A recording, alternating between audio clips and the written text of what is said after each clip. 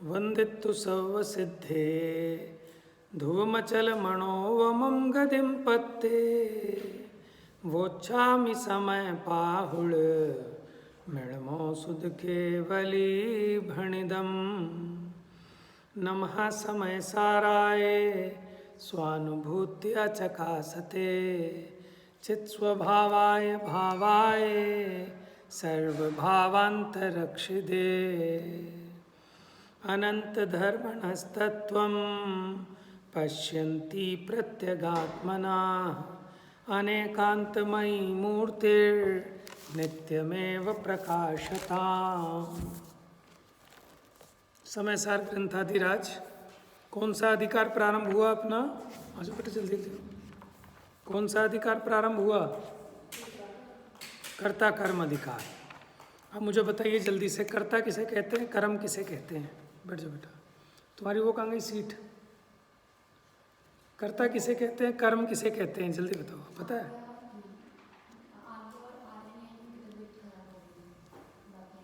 कोई बात नहीं। कर्ता किसे कहते हैं, कर्म किसे कहते हैं? जल्दी बताओ। कल हमने 3 बातें लिखाई थी, बताएंगे फटाफट।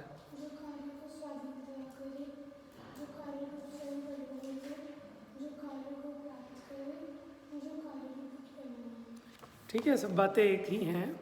जो स्वाधीनतया करे सो कर्ता, जो कार्य को प्राप्त करे वो कर्ता, जो कार्य रूप परिणमित हो वो कर्ता, जो कार्य रूप से उत्पन्न हो वो कर्ता।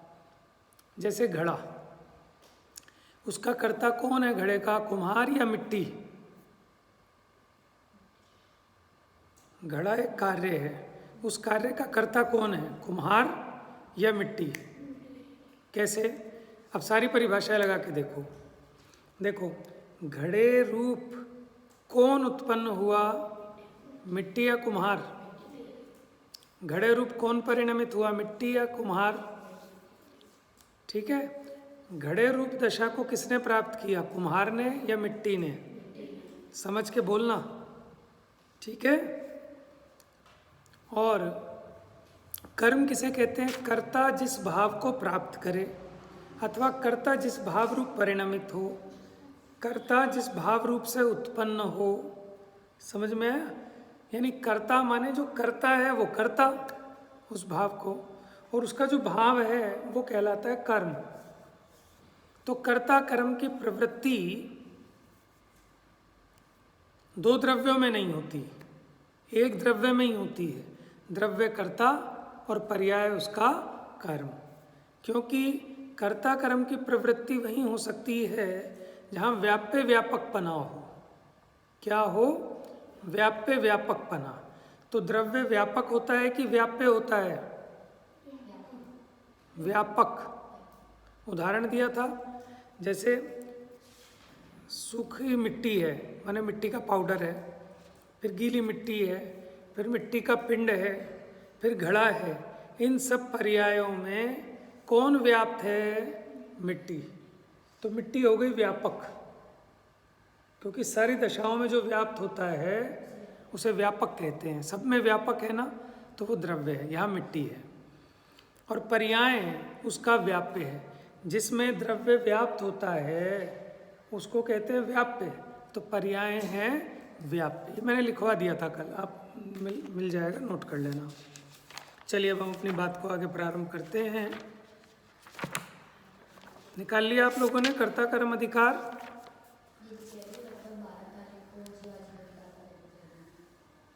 ठीक है, ठीक है, निकाल लीजिए बेटा। कल हमने एक कलश पढ़ा था, और उस कलश में क्या पढ़ा था? कलश दोबारा से पढ़ेंगे, बड़ा सुंदर कलश है, इतने बच्चे आ जाएंगे। निकालो जल्दी से, मेरे साथ ही पढ़ेंगे। एकः कर्ता चिदहमिह में कर्म कोपादयोमि इत्यज्ञानं शमयदभितः कर्तृकर्म प्रवृत्तिम् ज्ञान ज्योति स्फुरति परमोदात्मात्यंत धीरम साक्षात् कुर्वन् निरुपधि पृथक् द्रव्य निर्भासि विश्वम। समझ में आया कुछ अर्थ इसका? कल बताया था हमने। देखो, एक मैं कर्ता और ये क्रोधादि मेरे कर्म। इस प्रकार अज्ञान रूप जो कर्ता कर्म की प्रवृत्ति थी, माने देखो ये कर्ता कर्म की प्रवृत्ति अज्ञान रूप है कि मैं एक कर्ता और ये क्रोधादि जो है ये मेरे कर्म, ये पुद्गल आदि मेरे कर्म, ये मन वचन काया की क्रिया मेरा कर्म। यह अज्ञानियों की कर्ता कर्म की प्रवृत्ति है। और ज्ञानियों की कर्ता कर्म की प्रवृत्ति कैसी होती है कि द्रव्य कर्ता और उस द्रव्य का जो परिणाम है वो उसका कर्म। ये तो कर्ता कर्म की ज्ञानियों की प्रवृत्ति है। और अज्ञानियों की कैसे? अज्ञानी ये मानता है कि मैं कर्ता और पर पदार्थ मेरे कर्म। तो ये अज्ञानमय कर्ता कर्म की प्रवृत्ति है। लिखो प्रश्न। अज्ञानमय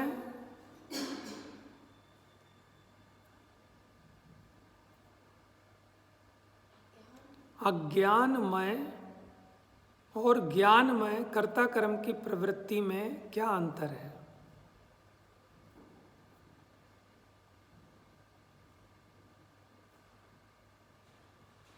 कर्ता कर्म की प्रवृत्ति में क्या अंतर है? दो प्रकार की कर्ता कर्म की प्रवृत्ति।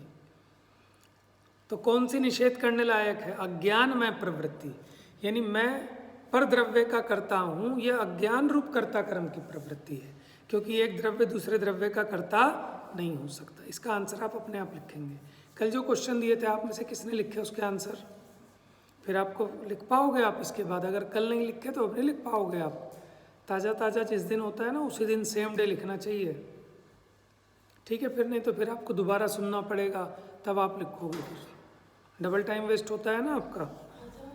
हो बेटा जल्दी जल्दी आओ, ठीक है? यह ज्ञान रूप जो कर्ता कर्म की प्रवृत्ति थी, इसको सब ओर से शमित करती हुई ज्ञान ज्योति स्फुरायमान होती है। ज्ञान ज्योति माने सम्यक ज्ञान ज्योति। चलिए अब आत्मख्याति गाथा 69 और 70 उत्थानी का देखिए। अब मिल गया आपको? पेज पलटो बेटा, 69 नंबर की गाथा निकालो। ऊपर लिखा है, अब जब तक यह जीव आश्रव के, मिला नहीं गिप्ती? नहीं मिला? गाथा मिली आपको 69? गाथा के ऊपर देखो क्या लिखा है, हेडिंग नहीं है आपके? तो नीचे होगी फिर। नहीं मिली?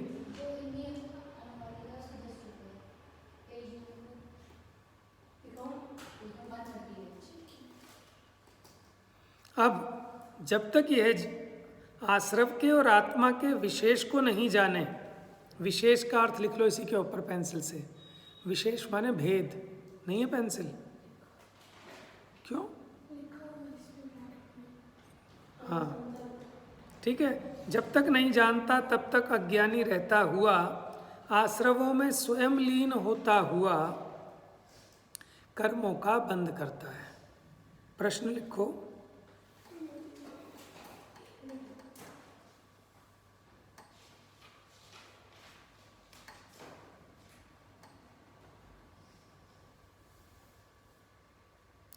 यह जीव कर्मों का बंध कैसे करता है?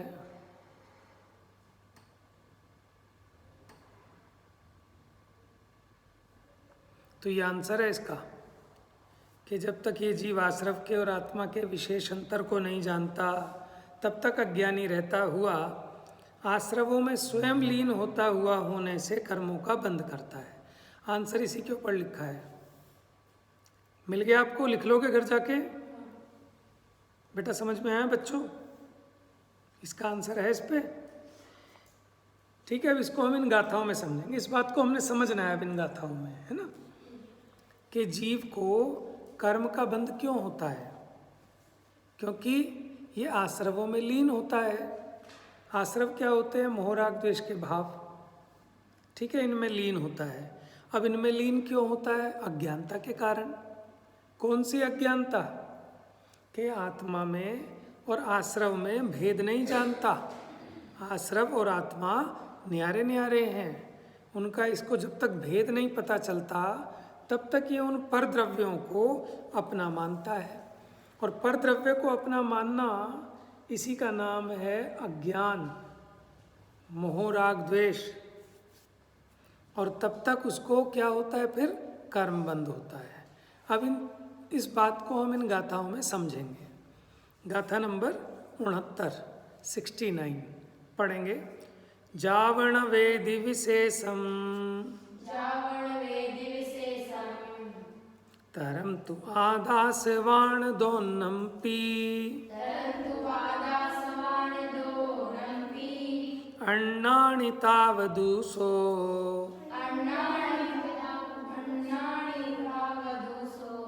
कोहादिषु वट्टदे जीवो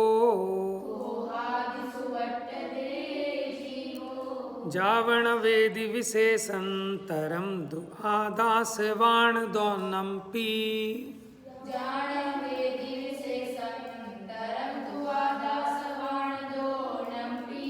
एक्चुअल में एक वर्ड है विशेष अंतर, ठीक है, विशेष अंतर।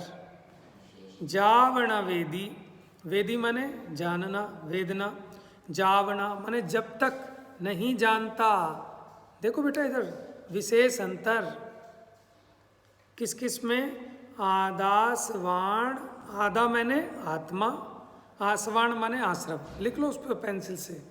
आदा माने आत्मा, आसवाण माने आश्रव। दोनम्पि, दोनम माने इन दोनों में। अन्नानि तावदूसो, ताव माने तब तक, अन्नानि है। कोहादिषु, क्रोध आदि में। वट्टदे, वर्तता है वो जीव, ठीक है, क्रोध आदि में वर्तता है। आप अपने इसमें लिख लो अगर नहीं है पेंसिल। जैसे भी ये है, वट्टदे माने क्या होता है? वर्तता है। जाव माने जब, ताव माने तब, जब तक, जब तक नहीं। वेदता माने नहीं जानता। विशेष अंतर किस किस में? आदास माने, आदा माने आत्मा, और आसवाण माने आश्रवों में। दोनम माने इन दोनों में। अन्नानि तावदूसो, तब तक वह अज्ञानी है। कोहादिषु, ये नहीं पता आपको? इतना आसान है। णाणी माने क्या होता है? णाणम, णाण, इतनी जगह है शब्द। णाण माने ज्ञान, नाणी माने ज्ञानी, अनाणी माने अज्ञानी। इसका मतलब नाणी होती है ज्ञानी, नानी सबकी ज्ञानी।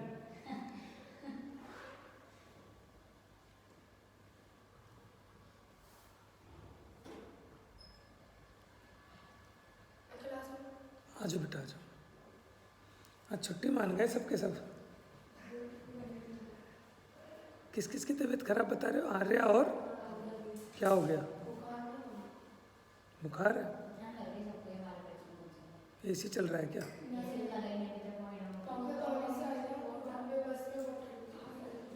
कहाँ पे? खतौली से।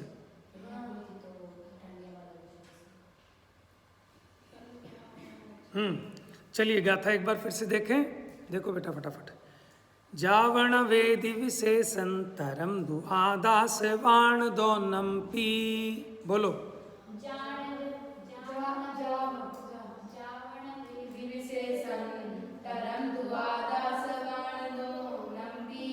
अन्नानि तावदूसो कोहादिषु वट्टदे जीवो।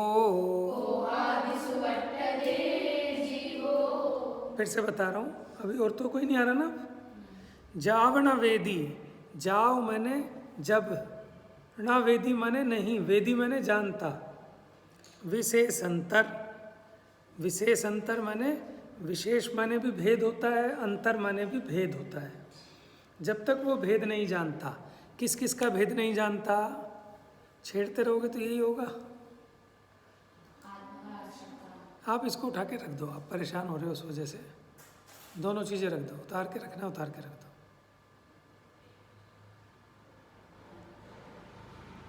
ठीक है।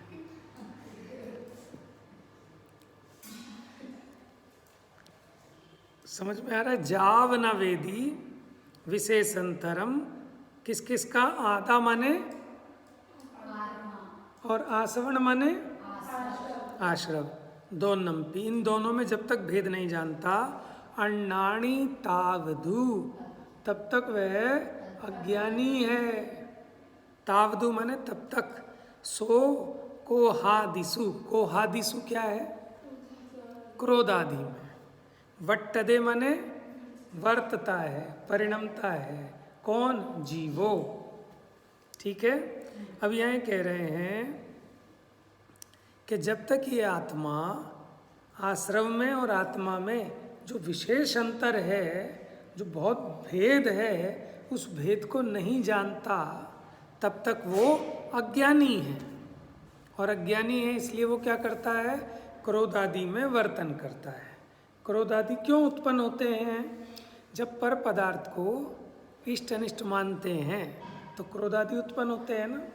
जब तत्व ज्ञान के अभ्यास पूर्वक कोई भी पर पदार्थ इष्ट और अनिष्ट भाषित नहीं होता, तब क्रोध आदि स्वयं उत्पन्न नहीं होते। तो ये क्रोध आदि में वर्तन क्यों करता है? क्रोध आदि तो कहा, उसमें मोह, राग, द्वेष, क्रोध, मान, माया, लोभ, इन रूप क्यों परिणमित हुआ है जीव? कि जब इसने परद्रव्य से अपने आत्मा को अलग नहीं जाना। अब आप कहोगे परद्रव्य की बात तो नहीं है यहाँ पर किसकी बात है? आश्रव की। अब लिखो आश्रव किसे कहते हैं, लिखो आश्रव की परिभाषा बस। आश्रव, कॉलन डालो, डैश डालो, आश्रव, उसके सामने लिखो, बताता हूँ ना मैं। आश्रव इस आगे लिखो, कॉलन डैश लिखो। कारमान वर्गणाओं का कर्म रूप परिणमित होना। पढ़ी आपने परिभाषा? कारमान वर्गणाओं का कर्म रूप परिणमित होना, उसी का नाम तो आश्रव है। ठीक है। दूसरी परिभाषा लिखो इसके नीचे, कर्म रूप परिणमित होना।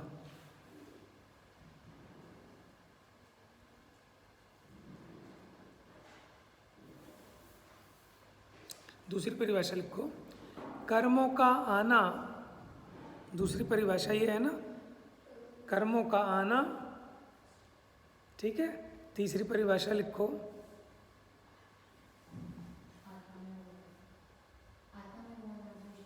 अभी रुक जाओ, अभी आपको बताना, ये द्रव्याश्रव की मुख्यता से बता रहा हूँ मैं, वो भावाश्रव है ना। तीसरी परिभाषा लिखो,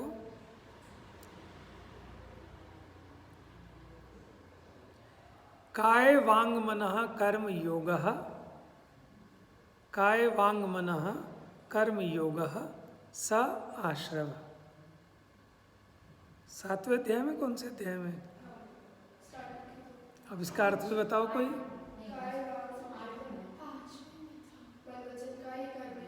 पांचवें में? पांचवें बेटा, पांचवा कैसे हो सकता है? पांचवें तो पुद्गल की चर्चा है।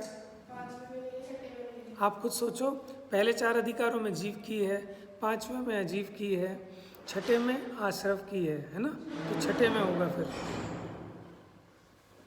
छठे में, क्योंकि छठे 7वें दोनों में आश्रव की है।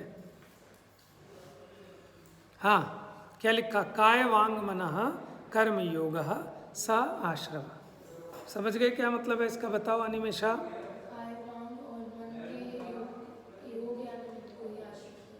हाँ, कि मन वचन काय योग है और वही आश्रव है। पढ़ी है ना आपने 6वां 7वां अध्याय।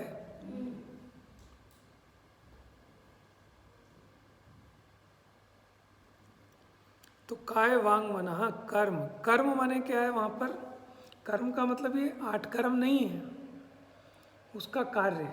मन वचन काय का परिणमन, मन वचन काय की प्रवृत्ति, वो योग है और वही आश्रव है। अब मुझे एक बात बताओ आप, ये जो मन वचन काय की प्रवृत्ति है, ये मन वचन काय की प्रवृत्ति आत्मा है कि जीव है? जीव का परिणाम है कि पुद्गल का परिणाम है? मन वचन काय की प्रवृत्ति आत्मा का परिणाम है कि पुद्गल का परिणाम है? ये काया आत्मा का परिणाम है। काया नहीं समझते, काया माने शरीर। अब मैं शरीर कहूँगा तो आपको समझ में आएगा पुद्गल है। तो काया, बोल बेटा, काया क्या होती है? काया, हाँ, तो काया पुद्गल है कि चेतन है?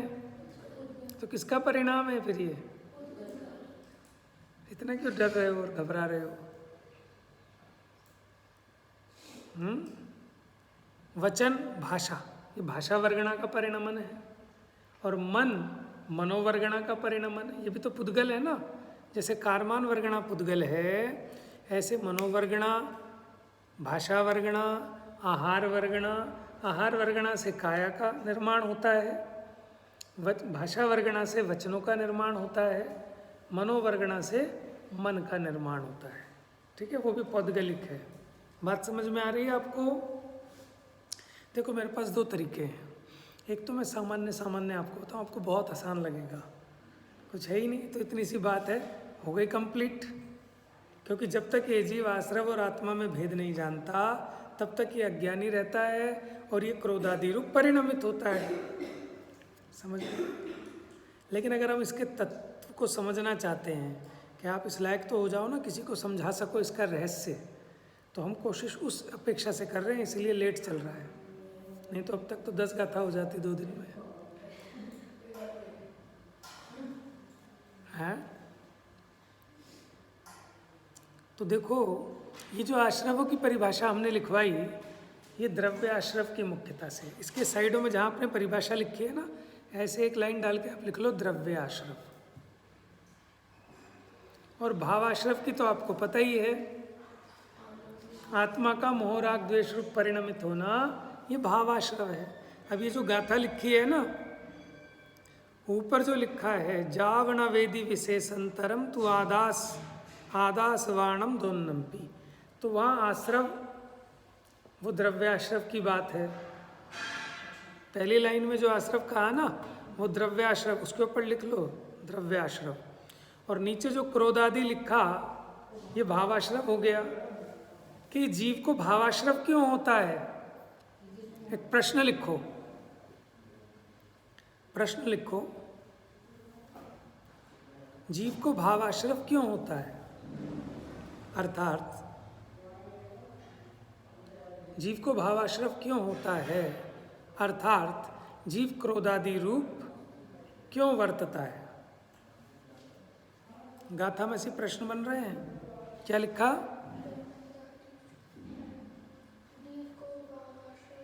क्यों होता है, अर्थात जीव क्रोधादि रूप क्यों वर्तता है?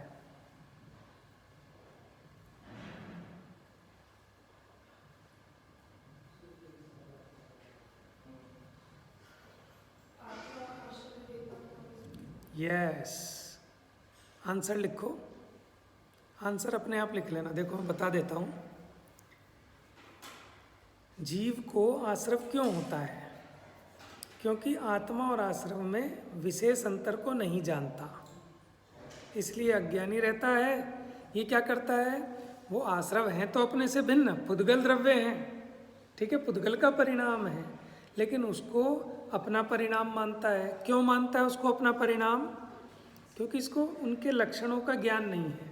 क्या आत्मा का लक्षण है ज्ञान, जानना, और आश्रव क्या है? वो पौद्गलिक हैं, काय वांग मन वचन काया का परिणमन, उसको अपना स्वरूप मानते हैं कि नहीं मानते हैं? मन वचन काया की जो भी प्रवृत्ति होती है हमारी, अभी मैं हाथ हिला रहा हूँ, मैं बोल रहा हूँ, तो मैं ऐसा मान रहा हूँ ना कि मैं बोल रहा हूँ, मैं हाथ हिला रहा हूँ, है।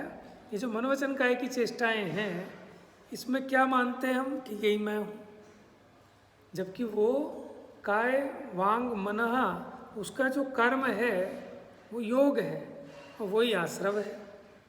समझ में आया? मैंने क्या किया कि आत्मा और इन आश्रवों के भेद को नहीं जाना, इसके कारण क्या हुआ? अज्ञान पैदा हुआ। अज्ञान कहो, मोह राग द्वेष कहो, एक शब्द में कहना हो तो अज्ञान, ठीक है, और आगे कहना हो तो मिथ्यात्व, मोह राग द्वेष, ये हो गए इसके भाव आश्रव। ठीक है, तो मिस्टेक क्या हो रही है कि जो द्रव्याश्रव हैं वो पौद्गलिक हैं, भावाश्रव जीव का परिणाम है। लेकिन जीव को ये भावाश्रव क्यों होता है? कि भावाश्रव किसका नाम? कि जब ये जो द्रव्याश्रव हैं इनसे आत्मा को न्यारा नहीं जानता, एक रूप मानता है, तो अज्ञान हो गया, इसी का नाम भावाश्रव है। ये गाथा उत्तर है इसका कि जब, क्योंकि ये जीव आत्मा और आश्रवों के विशेष अंतर को नहीं जानता, ठीक है, वो आश्रव पुद्गल का परिणाम है।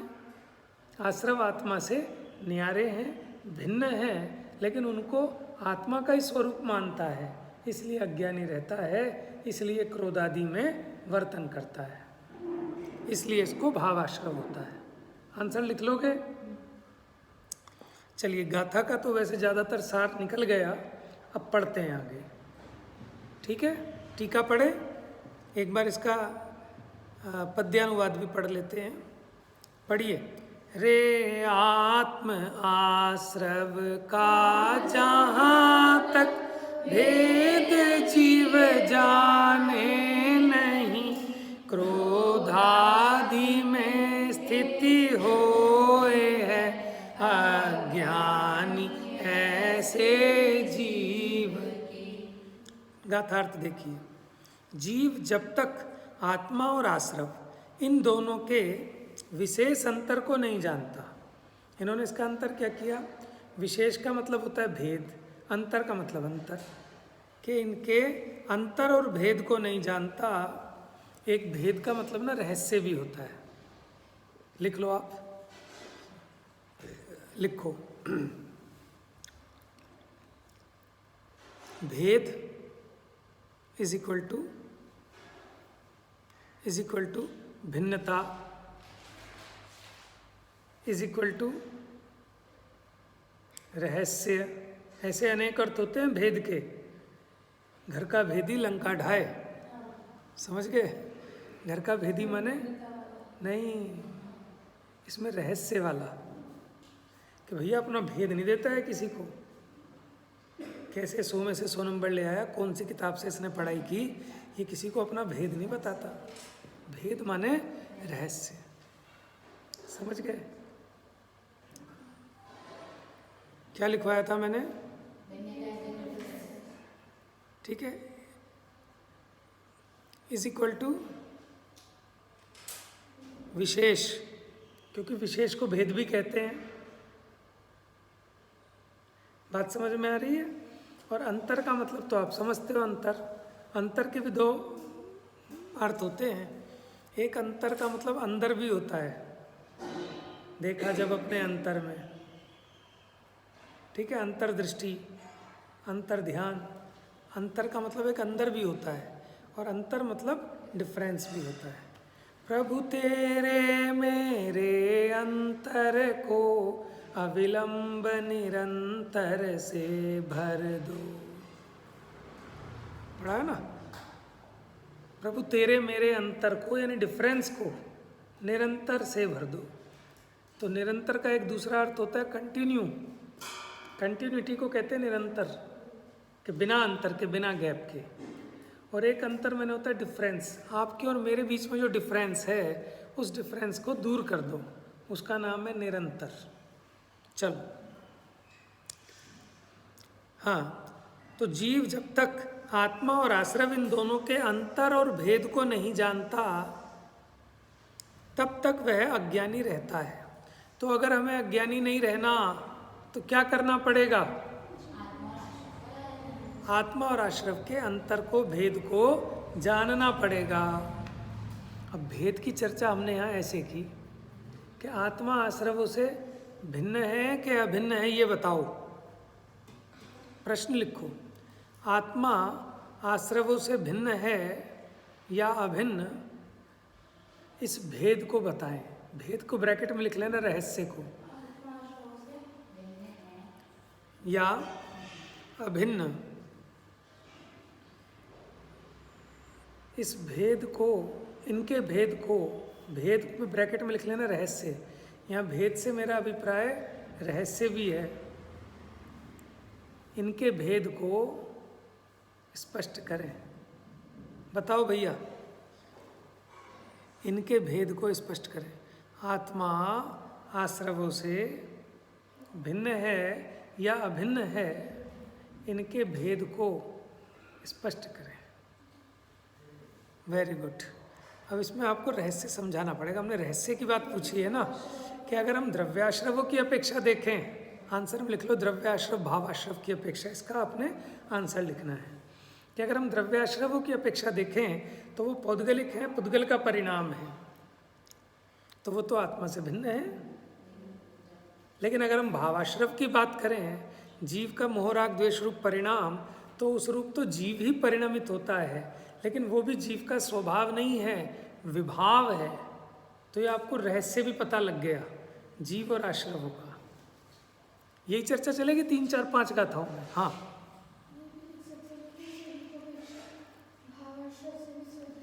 यस। और अगर हम स्वरूप की अपेक्षा देखें तो ये जीव भावाश्रव से भी भिन्न है, लेकिन जैसे द्रव्याश्रव में क्षेत्र भेद है, वो वस्तु ही अलग है, पुद्गल का परिणाम है। ऐसे जो मोहराग द्वेष के परिणाम हुए ना जीव के, वो पुद्गल के नहीं है, वो तो जीव के हैं।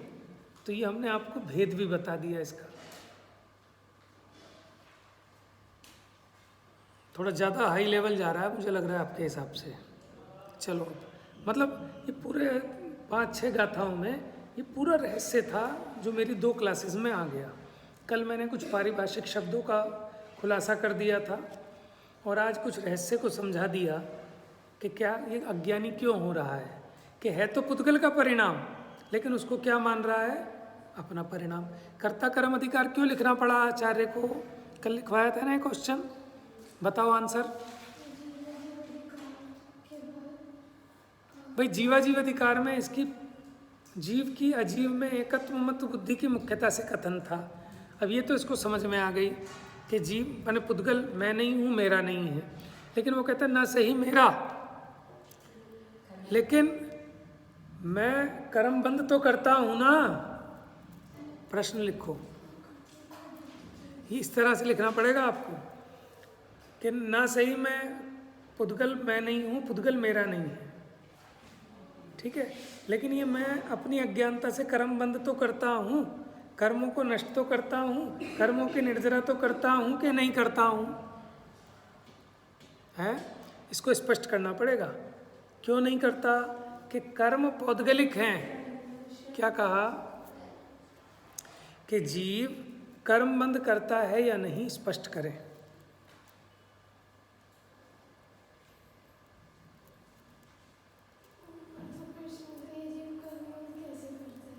पहला क्वेश्चन था।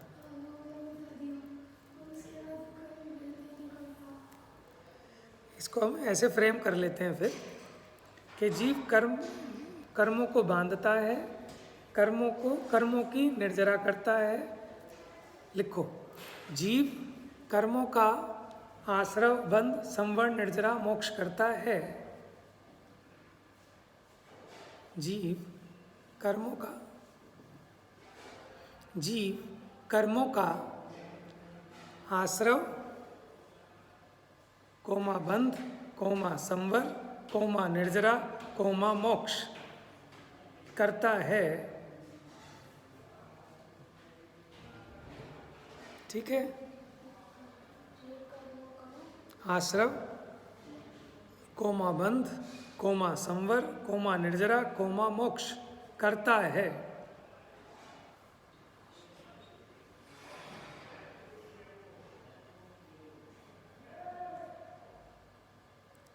ऐसी मान्यता अज्ञान क्यों है? ठीक है ना, आप कंफ्यूजन नहीं होगा। ऐसी मान्यता अज्ञान क्यों है? बताओगे आप में से कोई?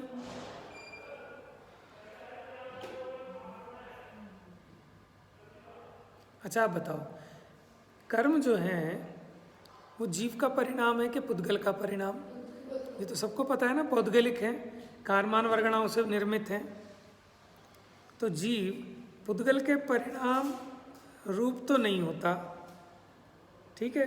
ये कर्म मैं नहीं हूँ, मेरा नहीं है, इसका भेद ज्ञान तो हमने जीवाजीव अधिकार में पढ़ लिया। लेकिन कहता है चलो मैं कर्म नहीं हूँ, कर्म मेरा नहीं है, लेकिन मैं कर्मों को बांधता तो हूँ, मैं कर्मों का आश्रय तो करता हूँ, कर्मों का बंध तो करता हूँ, कर्मों का संवर तो मुझे करना है ना, कर्मों की निर्जरा तो मुझे ही करनी है, कर्मों का मोक्ष तो मुझे ही करना है। ठीक है, तो उसको समझाते हैं भैया ये तेरी कर्ता कर्म की प्रवृत्ति अज्ञानमय है, क्योंकि दो द्रव्यों में कर्ता कर्मपना नहीं बनता, क्योंकि तू जीव और ये कर्म पुद्गल, तो तू कर्म को बांधे, कर्म को निर्जरित करे, ये असंभव है। लेकिन ये अज्ञानी क्या सोचता है कि मैं कर्मों को बांधता हूँ, निर्जरा करता हूँ। वो तो हम व्यवहार से कहते हैं, क्योंकि जीव तो अपने में अज्ञान रूप भाव करता है। जब ये जीव अज्ञान रूप भाव करता है, अज्ञान में प्रवृत्ति करता है, तो ऑटोमेटिक कर्मों का बंद होता है। वो अगली गाथा में आएगी बात समझ में आ रही है आपको? देखो मेरा प्रयोजन ये है कि आप इसकी जो है ना सेंट्रल आइडिया पकड़ लें, इसकी थीम को पकड़ें। देखो हम क्या मानते हैं कि मैं कर्मों को बांधता हूँ, तो कर्म है पुद्गल, मैं हूँ जीव। क्या जीव कर्ता और ये क्रोधादि मेरे कर्म, ये तो अज्ञान हो गया। एक द्रव्य का कर्ता दूसरे द्रव्य को माना, पुद्गल के परिणाम का कर्ता जीव हो सकता है क्या? तो जीवाजीव अधिकार में तो समझा दिया था कि ये जीव पर द्रव्य रूप नहीं होता, पर द्रव्य का नहीं होता। मैं कर्म हूँ नो कर्म हूँ, या है हमारे ये सभी, यह मान्यता जब तक रहे अज्ञानी है तब तक सभी। फिर सचित अचित मिश्र परिग्रह मेरा था मेरा है, तो मैं हूँ और मेरा है कौन? ये पर द्रव्य। वो मान्यता छुड़ाई जीवाजीव अधिकार में। अब इतना तो समझा दिया, लेकिन अब उसके बाद ये कहता है कि साहब मुझे ये तो समझ में आ गया, लेकिन अब मुझे कर्मों को नाश करना है, मुझे इन कर्मों का जो बंध हो रहा है उस कर्म बंध का अभाव करना है। तो आचार्य देव को लगा कि इसको भी बात समझ में नहीं आई। अब वो कह रहे हैं पहले बताओ जो कर्म है ये स्वद्रव्य है कि परद्रव्य है? कर्म आत्मा का परिणाम है कि पुद्गल का परिणाम है? कर्म पौद्गलिक होते हैं, इसमें कोई कंफ्यूजन है क्या? क्यों भाई साहब, कर्म पौद्गलिक है कि चेतन है? 8 कर्म जड़ है ना, कि चेतन है 8 कर्म? कर्म जानते हैं, देखते हैं, सुख दुख का अनुभव करते हैं, तो 6 द्रव्यों में से कौन से द्रव्य में डालोगे कर्मों को? बात समझ में आ रही है? तो ये जो पुद्गल के कर्म है, मैं इनका कर्ता, तो ये कर्ता कर्म की अज्ञानमय प्रवृत्ति है। कैसी है ये? तो अब उस बात को समझाने के लिए कर्ता कर्म अधिकार लिखा आचार्य देव ने, कि पहले इन्हें ढंग से कर्ता कर्म समझा दूं कि कर्ता कर्म 2 द्रव्यों में नहीं होता, एक ही द्रव्य में कर्ता कर्म संबंध होता है। द्रव्य कर्ता होता है और उसकी पर्याय उसका कर्म होती है। लेकिन तू अपने को कर्ता मान रहा है पुद्गल की पर्याय का, तो ये तेरी कर्ता कर्म की प्रवृत्ति अज्ञान रूप है। बात समझ में आ गई? अब इसको स्पष्ट कर दोगे कि कर्म जो है वो पुद्गल द्रव्य का परिणाम होने से जीव उसको ना तो कर्मों का बंद कर सकता, ना कर्मों की निर्जरा कर सकता, लेकिन अपनी अज्ञानता के कारण ये अपने आप को परद्रव्य का कर्ता भोक्ता मानता है। उसकी ये मान्यता अज्ञान रूप है। बात समझ में आ गई? आपको समझ में नहीं आएगी तो किसे आएगी? ठीक है,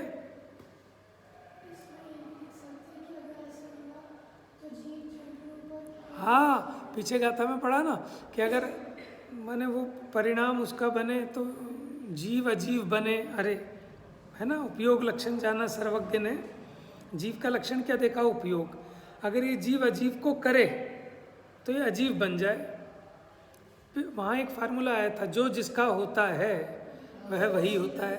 अब लिख लो, जो जिसको करता है वह वही होता है। जो जिसको करता है वह वही होता है। जैसे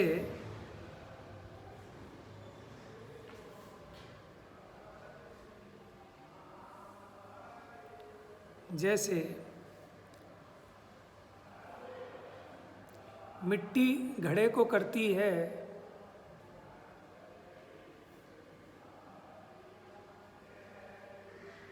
तो मिट्टी घड़ा ही है अथवा घड़ा मिट्टी ही है। पहले हमने कहा था जो जिसका होता, जैसे हमने कहा था, क्या कहा था कि पंडित जी की चटनी, समझ में आया? अब हम ये कहें कर्ता कर्म की भाषा का प्रयोग करें। देखो, धनिये ने चटनी बनाई कि बाई ने चटनी बनाई? बताओ कर्ता कर्म की भाषा में। बाई बना सके तो फिर तो धनिये की जरूरत ही नहीं होना चाहिए। वो एक ऐड आता था ना कि घी का काम और बहू का नाम, कि खाना स्वादिष्ट बनाया घी ने और तारीफ होती है बहू की, और सास लड़ती है इसने पूरे घी का टीन खाली कर दिया तारीफ के चक्कर में। समझ में आया? टेस्ट है मसालों का और तारीफ होती है बनाने वाले की, अरे साहब तुमने तो बड़ा टेस्टी बनाया। तो टेस्टी किसने किया? मसालों ने। वो भी मोटी बात है। देखो, मिर्ची का स्वाद मिर्ची ने दिया कि बनाने वाले ने दिया उसमें? समझ में आया ना?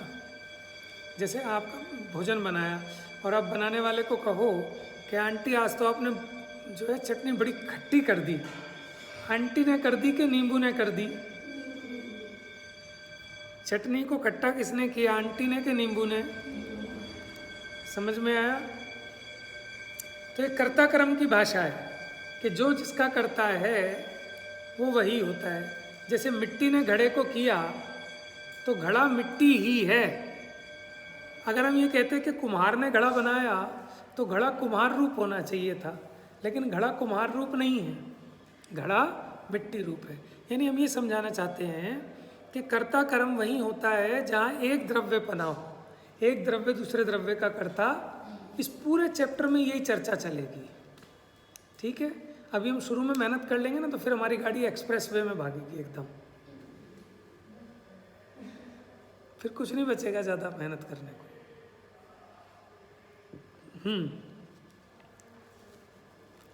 तो ऐसे अज्ञानी रहता हुआ क्रोधादिक आश्रवों में प्रवर्तता है। इतनी बात पूरी हुई। अब आइए दूसरी गाथा, वो भी इसी के साथ जॉइंट है। जाना है क्या? स्कूल तो नहीं है? कोई आकुलता तो नहीं है? 1 घंटे तो लेनी है हमने क्लास। ठीक है, कोई परेशानी हो तो बता देना, क्योंकि नहीं तो फिर कुछ करा ही नहीं पा रहे हम तो। 15-20 मिनट ही हो पाती है क्लास। देखो दूसरी गाथा पढ़ो इसके नीचे की 70 नंबर की गाथा इसी से जुड़ी हुई है। कोहादिसुवट्टन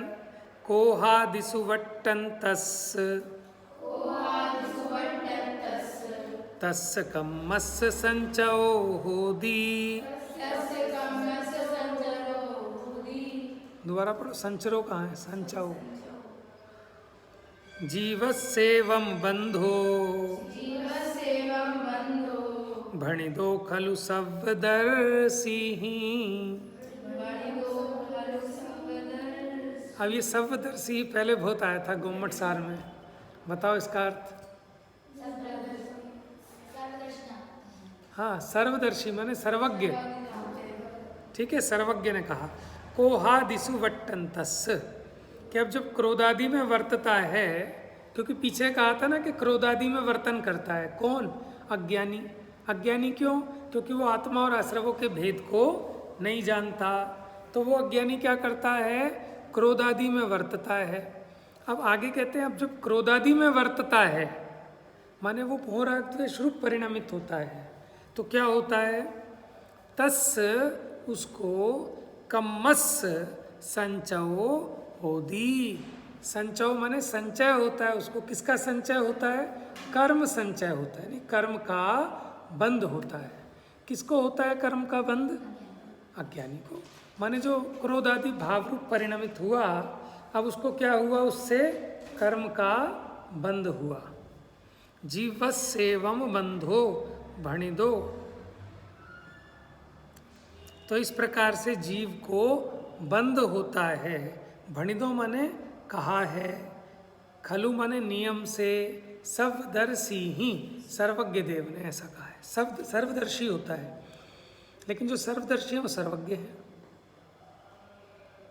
तो क्या बात आई? अब टोटल इन टोटलिटी देखें तो पहले हमने कहा था 69 नंबर की गाथा में कि जो जीव आत्मा और आश्रव के विशेष अंतर को नहीं जानता, तो वो अज्ञानी होता हुआ क्या करता है कि क्रोधादि रूप परिणमित होता है, क्रोधादि में वर्तता है। और जो क्रोधादि में वर्तता है उसको कर्मों का संचय होता है, माने कर्म का आश्रव बंद होता है। तो इस प्रकार से जीव को बंद होता है। क्या कहा? जीव को बंद होता है, ऐसा सर्वज्ञ देव ने कहा है। बात समझ में आ गई? तो अब टोटल बात क्या आ गई? दोनों गाथाओं में मिलाकर ये एक साथ चलेंगे दोनों गाथाएं कि जीव को बंद क्यों हुआ? कि अज्ञानता के कारण इसने आत्मा और आश्रवों के भेद को नहीं जाना, तो स्वयं भावाश्रव रूप परिणमित हुआ। जब स्वयं भावाश्रव रूप परिणमित हुआ तो इसको पुद्गल कर्म का संचय हुआ। इस प्रकार से जीव बंद दशा को प्राप्त हुआ, ऐसा सर्वज्ञ भगवान ने कहा है। माने हम यहाँ आपको ना इंट्रोड्यूस कर रहे हैं इस अधिकार को। तो इंट्रोडक्शन में हम आपको जरूरत बता रहे हैं कि कर्ता कर्म को समझने की जरूरत क्या है।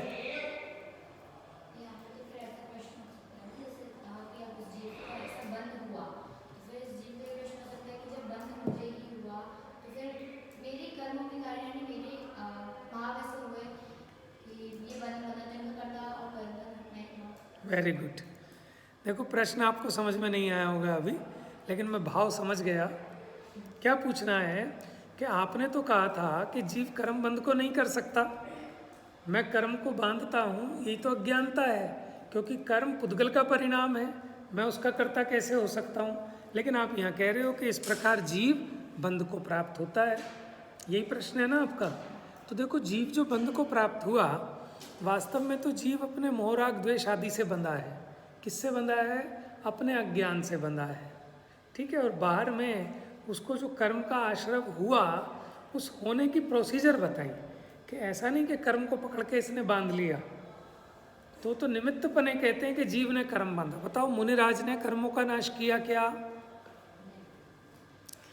हाँ, अनेकांत है इस संबंध में कि किया ऐसा कहना व्यवहार है, क्योंकि कर्म तो पुद्गल का परिणाम है, मुनिराज थोड़ी करेंगे। तो फिर क्यों कहते हैं कि वो इसलिए कहते हैं, व्यवहार भी प्रयोजनवश है कि वो अपने स्वरूप में लीन हुए। वो अपने स्वरूप में लीन हुए तो वो मोह राग द्वेष रूप परिणमित नहीं हुए। अब जब मोह राग द्वेष रूप परिणमित नहीं हुए तो ऐसे ही निमित्त नैमित्तिक संबंध है। जब जीव स्वयं में मोह राग द्वेष रूप परिणमित नहीं होता तो वो कारमान वर्गणाएं भी कर्म रूप परिणमित नहीं होती, और जो हुई भी थी वो स्वयं अकर्म रूप हो जाती है। तो इसलिए ऐसा कहने में आता है, निमित्त नैमित्तिक संबंध की अपेक्षा ऐसा कहा कि जीव कर्म को बांधता है। लेकिन ये निमित्त नैमित्तिक ना मानकर अपने को कर्म बंध का उपादान कर्ता मान लेता है, ठीक है। कर्ता भी दो तरह के, निमित्त कर्ता और उपादान कर्ता। तो जहाँ उपादान कर्ता को कर्ता कहें वो निश्चय न्याय का कथन, और है तो निमित्त कर्ता को कर्ता कहें वो व्यवहार कथन। देखो जैसे मैंने ऐसे किया हप, और आप डर गए एकदम, तो मैं तो आपसे बहुत दूर खड़ा हूँ, मैंने तो आपकी आंखें बंद भी नहीं की। तो आपकी जो आंखें बंद हुई वो मैंने कराई ना, मैंने ऐसे हप कहा जोर से, तो आपने भी आंखें एकदम झपका ली। तो ऐसा कहना कि मैंने आपकी आंखें बंद कराई ये निमित्त की अपेक्षा से किया गया कथन है, मैं सिर्फ निमित्त हूँ। तो व्यवहार से तो कह सकते हो कि मैंने आपकी आंखें बंद कराई या मैंने आपको गिरा दिया, अब डर के एकदम घबरा के गिर गए, तो मैंने आपको, अरे मैंने तो आपको धक्का भी नहीं दिया, छुआ भी नहीं, मैं तो निमित्त मात्र हूँ, है। तो ये निमित्त की अपेक्षा किया गया कथन है। और परमार्थ से देखें तो आप स्वयं अपने भय के कारण गिरे, तो ये उपादान का कथन है। तो ये तो पता है ना आपको, कारण दो प्रकार के, निमित्त कारण और उपादान कारण। वास्तव में कार्य उपादान कारण से होता है, ठीक है, लेकिन अगर निमित्त कारण को कारण कहें, वो व्यवहार का कथन। तो आप एक जगह छोटा सा लिख लो ताकि आपको पॉइंट याद रहे, पॉइंटर की तरह। कर्ता, नीचे ऐसे दो एरो लगा लो, उपादान कर्ता, निमित्त कर्ता। उपादान कर्ता के नीचे लिख लो निश्चय, और निमित्त कर्ता के नीचे लिख लो व्यवहार।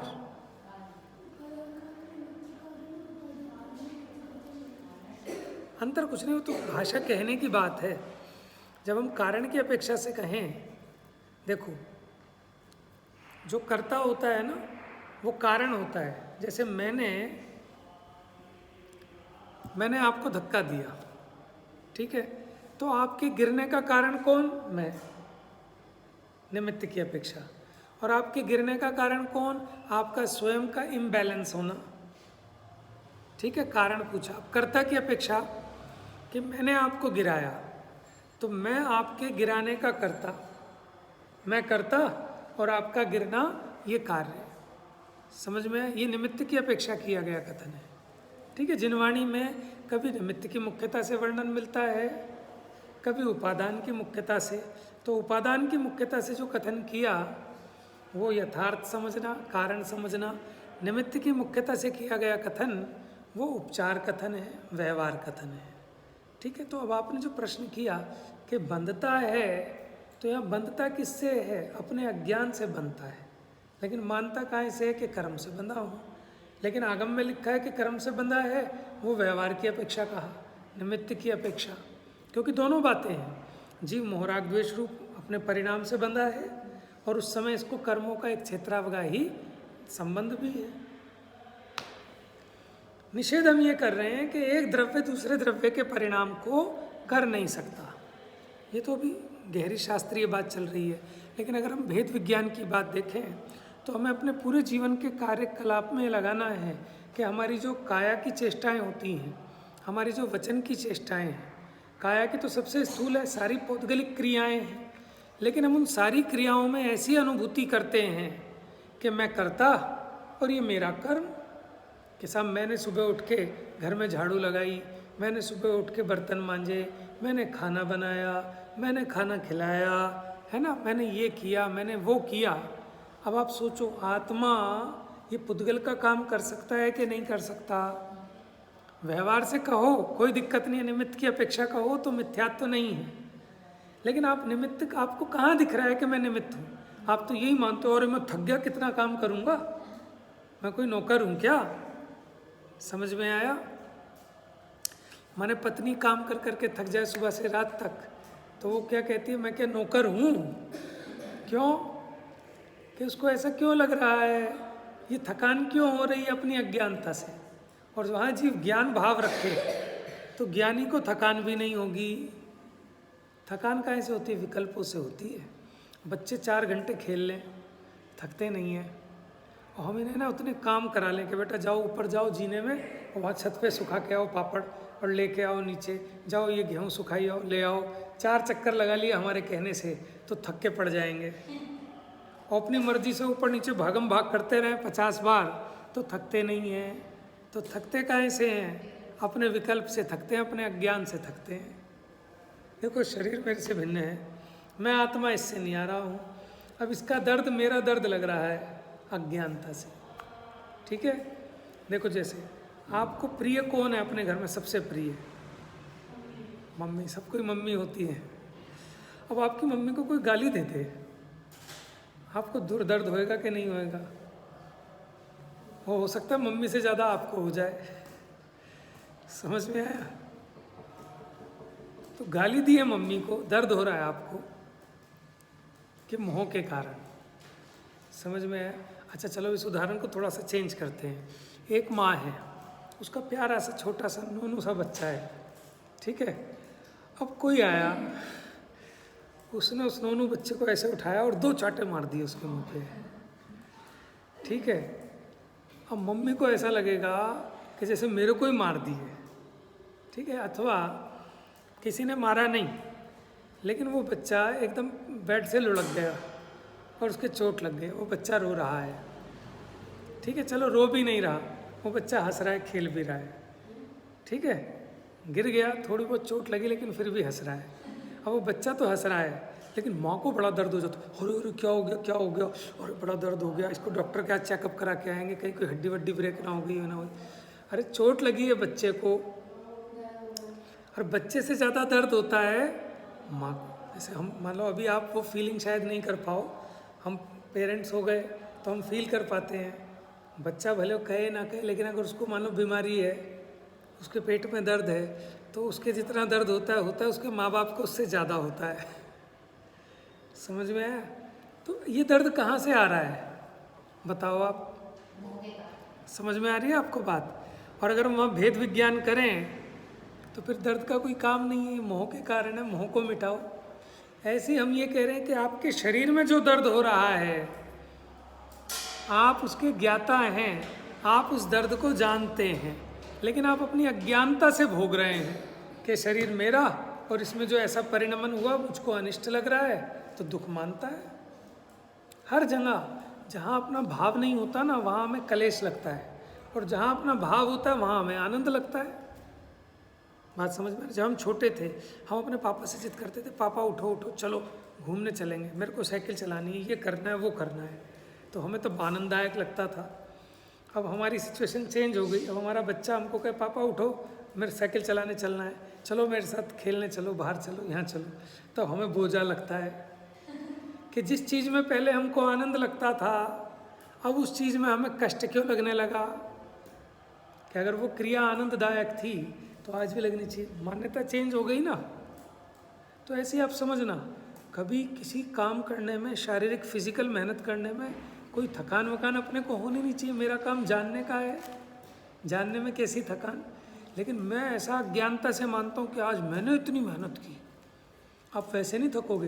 कोई आपको कह दे भैया ये बच्ची तो बड़ी मेहनती है, बेचारी सुबह 5 बजे उठ गई थी, हाय राम, और तभी थकान फील होने लगेगी आपको। हाँ आज तो मैंने बहुत सारा काम कर लिया।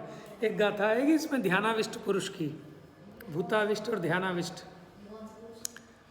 कि एक व्यक्ति बैठा हुआ ध्यान करता है कि जैसे मैं भैंसा हूँ, मैं भैंसा हूँ, भैंसे का ध्यान कर रहा है। तो वो भैंसे के ध्यान में इतना तन्मय हो गया कि अब उसको स्वयं को लग रहा है कि मैं भैंसा बन गया। कि ऐसा कैसे पॉसिबल है?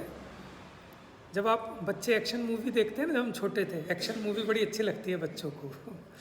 एज के हिसाब से सबकी चॉइस चेंज होती जाती है। तो बच्चों को एक्शन मूवी बड़ी अच्छी लगती है, मार धाड़ वाली, डिशुम डिशुम वाली है। तो जब वो एक्शन मूवी चलती है, वो उसमें इतना लीन हो जाता है कि जो हीरो है वो हीरो के किरदार में अपने को फिक्स कर लेता है। वो उसमें इतना डूब जाता है, इसको फील होने लगता है कि मैं हीरो हूँ। जब हीरो चश्मा लगा के आता है तो ये भी ऐसे खुश होता है कि मैं आ गया, ठीक है। और उसने बढ़िया कपड़े पहने तो ये खुश होता है कि जैसे मैं नहीं पहने हैं।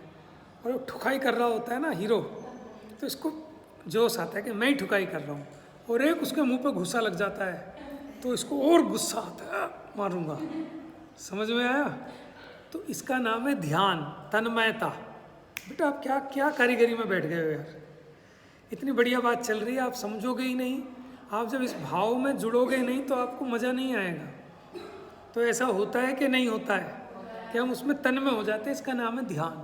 तो आपकी मुट्ठी क्यों, कभी कोई बच्चा अच्छे से देख रहा हो ना मज़े से, तो मैंने कई लोग देखा है, देखते देखते जैसे जैसे उसमें आते रहते हैं ना, इनके चेहरे की आप वीडियो बनाओ देखने वाले की। जैसे कभी आपकी मम्मी सीरियल देख रही हो कोई, तो आप उनकी चुपचाप एक वीडियो बनाना और फिर बाद में देखना बैठे बैठे, हैं आंसू टपकने लगेंगे, कभी कुछ होगा, तो उन भावों में तन्मय।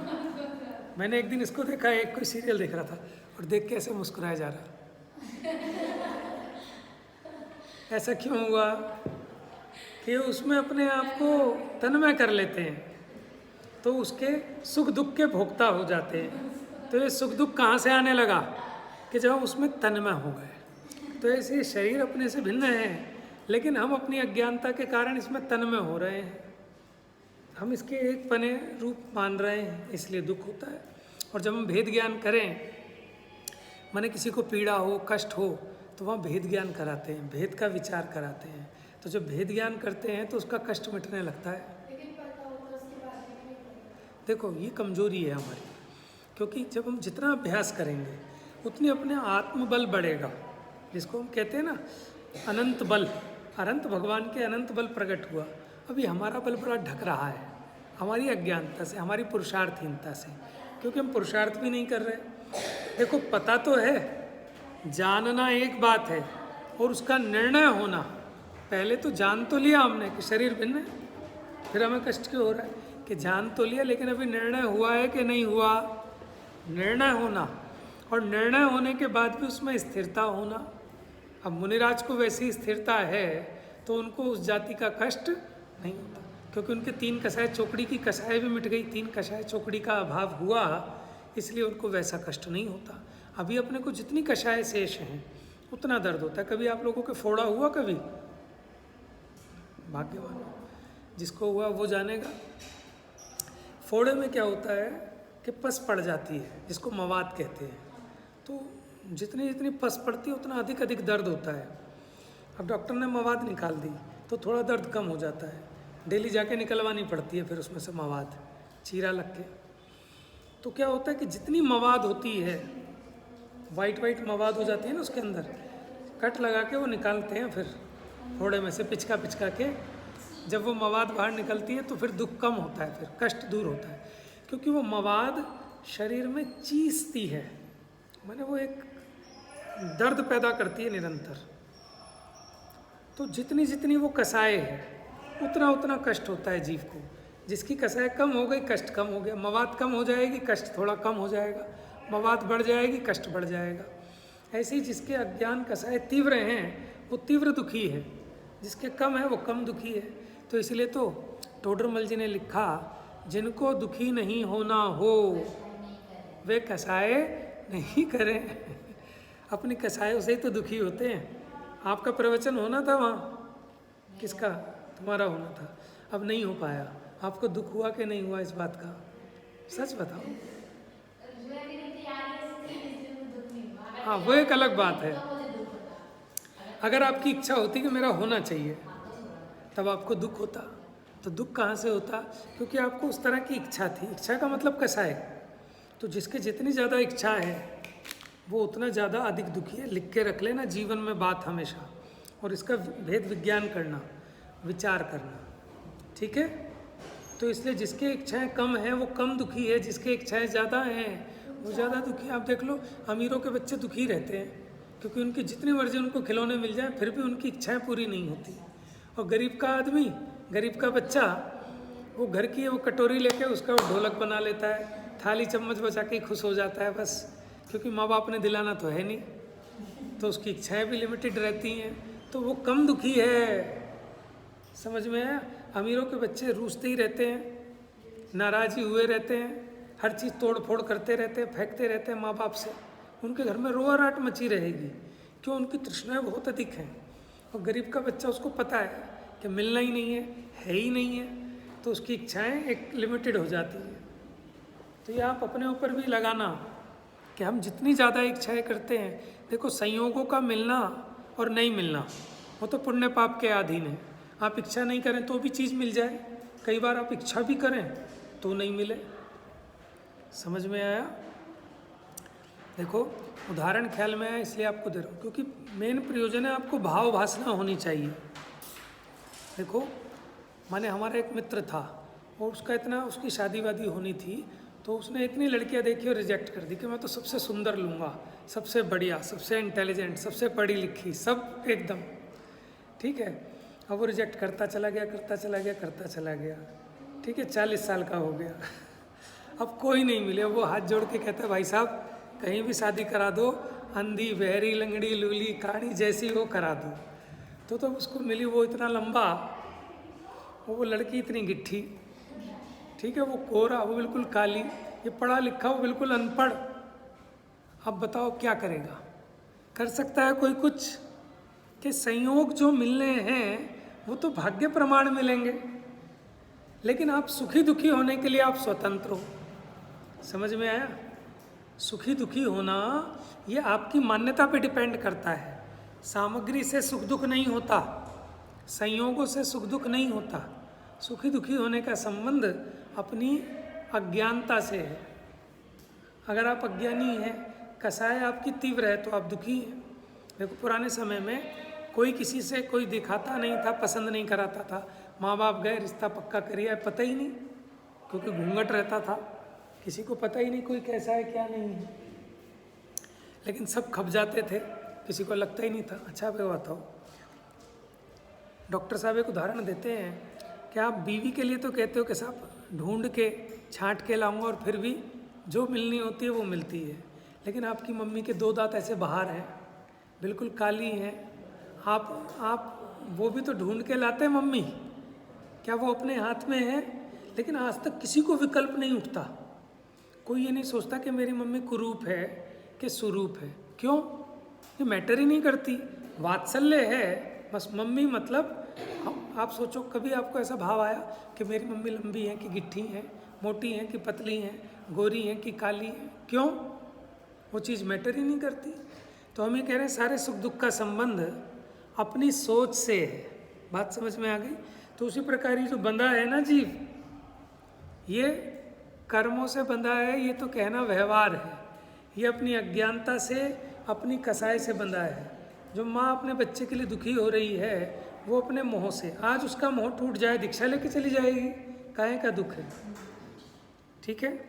तो ये 2 गाथाएं हैं कि जो जीव क्रोध आदि में वर्तता है, तब उसको क्या होता है? कर्मों का संचय होता है।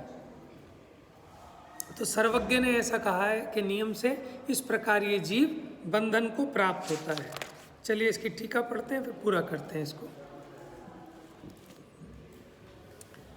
देखो, अगर 1 घंटे की क्लास हो जाए ना पूरी, तब तो पूरा हो जाए। मुझे तो लगता है हमारी 20-25 मिनट की होती है डेली, आधा घंटा होती है। अभी कहीं कोई प्रोग्राम तो आपका डिस्टर्ब नहीं हो रहा?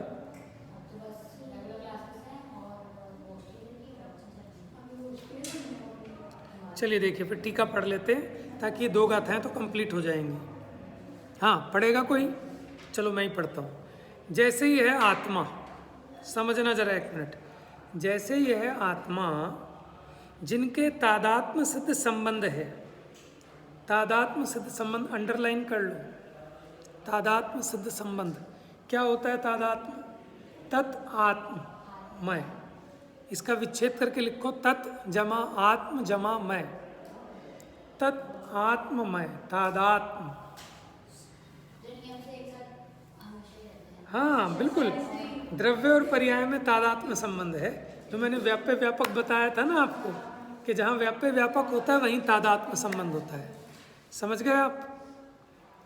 ऐसे आत्मा और ज्ञान में विशेष ना होने से, तो आत्मा और ज्ञान में कौन सा संबंध है? तादात्म्य संबंध है, इसलिए उनमें कोई अंतर। बेटा देखो, फटाफट टीका देखो, समझ नहीं आएगी फिर, और बाद में दोबारा चांस नहीं लगेगा आपको फिर। मैं तो अभी सोच रहा हूँ कि मैं सब बच्चों से 1-1, 10-10 मिनट की मैंने प्रेजेंटेशन भी करवाऊँगा। कहा था ना मैंने, तो उससे मैं डिसीजन लूँगा मार्क्स का, कि आप उस चीज़ को कैसा समझा पा रहे हैं। क्योंकि रिटर्न में तो आप रट रटा के कर करा देते हो, ठीक है, लेकिन जब आप समझा पाओगे सामने वाले को 10 मिनट में, आप कैसी प्रस्तुति देते हो।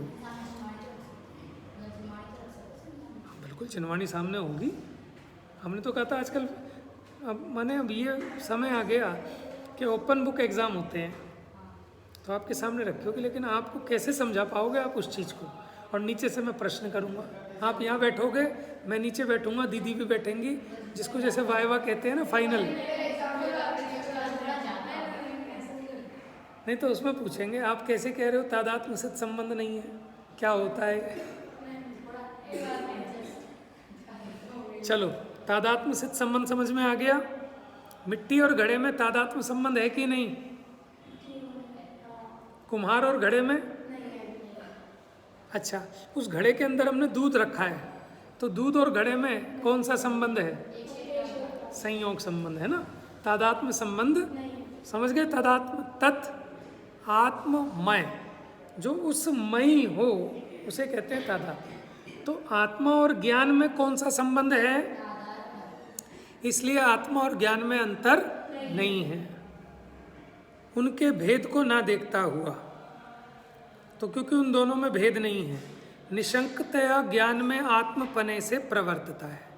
निशंकतया माने बिना किसी हिचक के, हैं, बिना किसी संकोच के, कि उसमें आत्मपने से प्रवर्तता है। जैसे ये मैं ही हूँ, क्योंकि ज्ञान और आत्मा में भेद नहीं है, इसलिए यह आत्मा ज्ञान में निशंकतया आत्मपने वर्तता है। आत्मपने माने ये मैं ही हूँ ऐसा वर्तता है। और वहाँ प्रवर्तता हुआ वह ज्ञान, वह ज्ञान क्रिया का स्वभावभूत होने से, अंडरलाइन करो, ज्ञान क्रिया स्वभावभूत है। ज्ञान क्रिया क्या है? स्वभावभूत, वो जीव का स्वभाव है, इसलिए उसका निषेध नहीं किया। इसलिए जानता है, जानने रूप में परिणमित होता है। ठीक है, ये तो पहले तो हमने स्वभाव बताया। जैसे आत्मा और ज्ञान में देखो, इस पैराग्राफ में स्वरूप बताया कि आत्मा और ज्ञान में तादात्म्य संबंध है, इसलिए आत्मा और ज्ञान में भेद ना होने से ज्ञान में यही मैं हूँ ऐसा आत्मपने निशंकतया वर्तता है। और जो ज्ञान क्रिया है वो जीव का स्वभावभूत क्रिया होने से उसका निषेध भी नहीं किया गया, इसलिए जानता है, जानने रूप में परिणमित होता है। अंडरलाइन करो इसको, आत्मा जानता है, जानने रूप में परिणमित होता है। ये तो हमने एग्जाम्पल बनाया कि जैसे ये आत्मा जानने रूप में परिणमित होता है, इसी प्रकार जब तक यह आत्मा, ये पहले वाली बात तो ज्ञान की थी, ये तो स्वभाव है, ये तो ठीक है, लेकिन अब कहेंगे उसी प्रकार ये क्रोधादि में तादात्म्य सिद्ध संबंध नहीं है, संयोग संबंध है, फिर भी उनमें यही मैं हूँ ऐसा मानकर प्रवर्ते, ठीक है, तो वो अज्ञानी है। आप लोगों को भी स्मेल आ रही है क्या? बिल्ली की बड़ी समस्या है यहाँ। देखो, इसी प्रकार जब तक यह आत्मा, जिन्हें संयोग सिद्ध संबंध है, अंडरलाइन करो संयोग सिद्ध को, वहाँ था तादात्म्य सिद्ध संबंध, यहाँ है संयोग सिद्ध। अंतर समझ में आ रहा है? जो घड़ा है ना आपका, मिट्टी का घड़े के साथ तादात्म्य संबंध है, लेकिन उस घड़े में जो दूध रखा है, दूध का घड़े के साथ तादात्म्य संबंध नहीं है, संयोग संबंध है। पीछे आया था ना, कहने से घी का घड़ा, घड़ा ना घी में हो, अंतर है। संयोग संबंध दो तरह के हो सकते हैं, एक क्षेत्रावगाही भी हो सकते हैं और जो एक क्षेत्रावगाही नहीं है वो भी हो सकते हैं। जैसे वस्त्र मेरे संयोग में है तो संयोग संबंध तो है, ये स्त्री पुत्र मकान दुकान धन ये सब मेरे संयोग में है, संयोग संबंध तो है, लेकिन इनसे एक क्षेत्रावगाही संबंध, लेकिन मेरे शरीर से मेरा संबंध एक क्षेत्रावगाही है, मेरे कर्म से मेरा एक क्षेत्रावगाही है। बात समझ में आ रही है? देखो, ऐसे आत्मा और क्रोधादि आश्रवों में भी अपने पने से प्रवर्तता है। देखो, ज्ञान में अपने पने से प्रवर्तता था सो तो ठीक था, लेकिन उसी प्रकार जैसे ज्ञान में अपने पने से प्रवर्तता है, उसी प्रकार क्रोध आदि में भी अपने पने से प्रवर्तता है। और वहाँ उसमें अपने पने से प्रवर्तता हुआ, देखो बेटा आप देखना, यद्यपि क्रोध आदि क्रिया का पर भावभूत, अंडरलाइन करो पर भावभूत को, पर भावभूत, क्योंकि पर द्रव्य का भाव है, पर भावभूत होने से निषेध किया गया है, तथापि उस स्वभावभूत होने का उसे अध्यास होने से, अध्यास के नीचे अंडरलाइन करो, अध्यास माने मिथ्या विकल्प, मिथ्या अभिप्राय, अध्यास मिथ्या अभिप्राय, अज्ञान भी कह सकते हो इसको, कि इसको अज्ञान क्या हो गया कि जैसे ज्ञान मेरा है ऐसे ही क्रोध भी मेरा ही स्वरूप है। तो ऐसे होने से क्या होता है, क्रोध रूप परिणमित होता है, राग रूप परिणमित होता है, मोह रूप परिणमित होता है। अब इतनी बात समझ में आई आपको? उदाहरण क्या दिया था बेटा, इधर देखो एक मिनट। आत्मा और ज्ञान में तादात्म्य संबंध है, तो यह आत्मा ज्ञान रूप परिणमित होता है और ज्ञान में आत्मपने से प्रवर्तता है कि मैं जानता हूँ, जानने रूप परिणमित होता हूँ। अब आत्मा और क्रोध आदि में संयोग सिद्ध संबंध है, तादात्म्य संबंध तो है नहीं, ठीक है, लेकिन उसमें भी ये अपनी अज्ञानता के कारण आत्मपने प्रवर्तता है। क्या? कि यही मैं हूँ। जैसे ज्ञान में कि ज्ञान मैं ज्ञान रूप हूँ, उसी प्रकार ये क्रोधादि में भी कि मैं क्रोधादि रूप हूँ ऐसा मानता हुआ प्रवर्तता है। तो जब इसने ऐसा माना तो फिर क्या हुआ, इसको मोह राग द्वेष उत्पन्न हुए। अब यहाँ जो यह आत्मा अपने अज्ञान भाव से ज्ञान भवन मात्र सहज उदासीन अवस्था का त्याग करके, देखो इसका स्वरूप क्या था कि ज्ञान स्वरूप रहता, लेकिन इसने ज्ञान स्वरूप अवस्था का त्याग किया, अज्ञानी हो गया ना। अज्ञान भवन व्यापार रूप माने अज्ञान रूप क्या, क्रोधादि व्यापार रूप प्रवर्तमान होता हुआ प्रतिभासित होता है, वह करता है। तो यह कर्ता कौन है? अज्ञानी जीव। क्रोध का कर्ता कौन? कि जो ये मानता है कि क्रोध भाव मेरा है और क्रोध रूप परिणमित हुआ अपने अज्ञानता से, तो वो अज्ञानी करता है। और ज्ञान भवन व्यापार रूप प्रवृत्ति से भिन्न जो जो क्रियमाण रूप से अंतरंग में उत्पन्न होते हुए प्रतिभासित होते हैं, ऐसे क्रोधादिक वे उसके कर्म है। देखो अंतरंग में, अंतरंग को अंडरलाइन करो, टीका में अंतरंग लिखा है ना, उसको अंडरलाइन करो।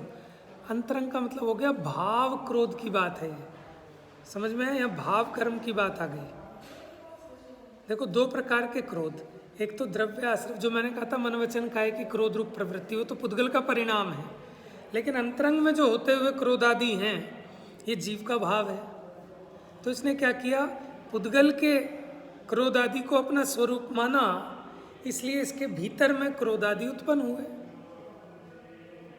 इसने क्या किया, परद्रव्य को अपना माना, तो अपने में वो मिथ्यात्व, अज्ञान, मोह राग द्वेष भाव उत्पन्न हुए। ऐसे क्रोधादिक वे उसके कर्म हैं। यानी क्रोधादिक किसके कर्म हैं? अज्ञानी के, ज्ञानी के नहीं।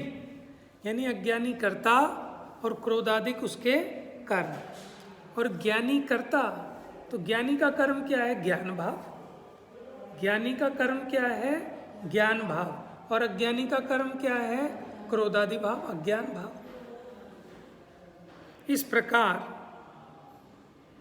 अपने अज्ञान के कारण कर्ता कर्म भाव से क्रोधादि में प्रवर्तमान इस आत्मा के क्रोधादि की प्रवृत्ति रूप परिणाम को निमित्त मात्र करके, देखो जो मन वचन काया की क्रोधादि रूप प्रवृत्ति हुई थी, इस लाइन को अंडरलाइन कर लेना, उसको निमित्त मात्र करके, वो तो निमित्त थी, स्वयं अपने भाव से परिणमित होता हुआ पौद्गलिक कर्म इकट्ठा होता है।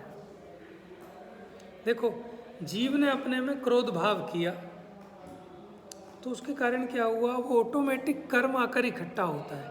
मैं कर्मों को नहीं लाया, मैंने तो अपने में क्रोध रूप परिणमन किया, और उसके निमित्त से क्या हुआ कि स्वयं वो पौद्गलिक कर्म इकट्ठा होता है, जिसको हमने कहा कर्मों का संचय होता है।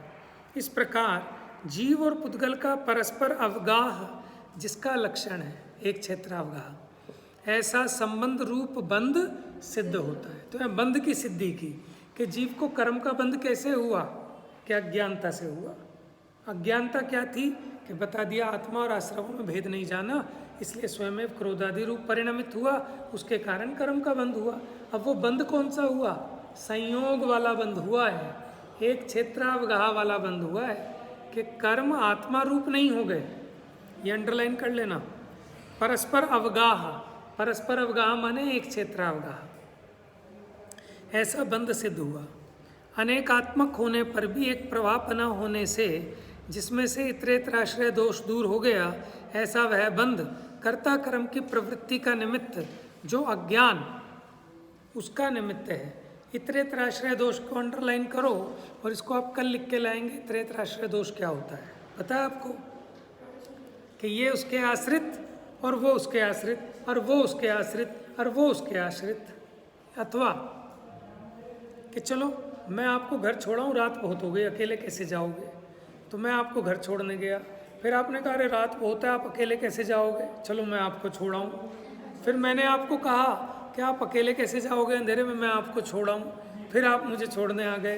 ये हो गया इतरेतराश्रय दोष, इसका उसके आश्रित, उसका उसके आश्रित। अब यहाँ क्या कह रहे हैं कि जीव ने अपने में क्रोधादि भाव किए तो कर्म का बंध हो गया। अब कर्म का बंध हुआ इसलिए क्रोधादि भाव हुए, कि क्रोधादि किए तो कर्म का बंध हुआ, कि कर्म के बंध से क्रोधादि हुए, तो फिर तो इसमें इतरेतराश्रय दोष आता है। तो कहते भैया इतरेतराश्रय दोष नहीं आता, कि अभी जो मेरे को रागादि परिणाम हुआ, समझना इसका कारण पहले वाले कर्म का उदय है, ठीक है, और जो पहले वाला कर्म आया था उसका कारण अभी वर्तमान वाला भाव नहीं था, उसके पहले जो राग द्वेष भाव किया था जीव ने वो था। तो वो कह रहे हैं क्योंकि इसमें प्रवाह है, यानी 2 नंबर का कारण, जैसे 100 नंबर की पर्याय हुई, उसका निमित्त 99 नंबर की पर्याय थी, 99 नंबर का निमित्त 98 नंबर की पर्याय थी, 98 नंबर का निमित्त 97, इसलिए क्योंकि इसमें एक प्रवाहपना है।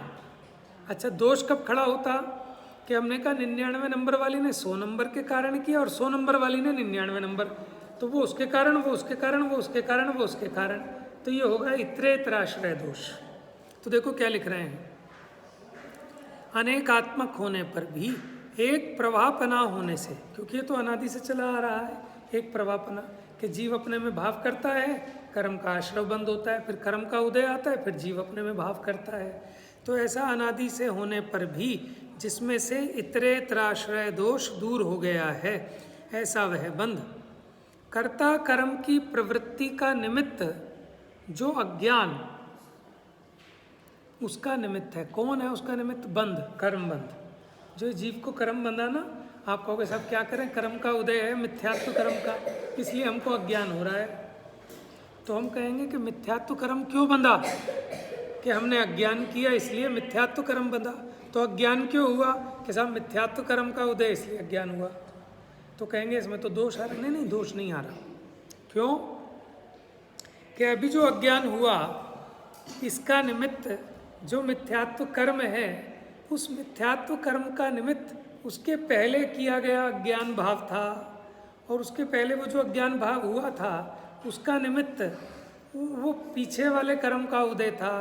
तो इस अपेक्षा इसमें इतरेतराश्रय दोष नहीं आता। विशेष चर्चा इसकी कल करेंगे। आज अति भारारोपण हो गया है, लेकिन हमें आज 1 घंटा पूरा हुआ, आपकी क्लास स्टार्ट हुए। ठीक है। जा वाणी के ज्ञान से सूझे लोकालो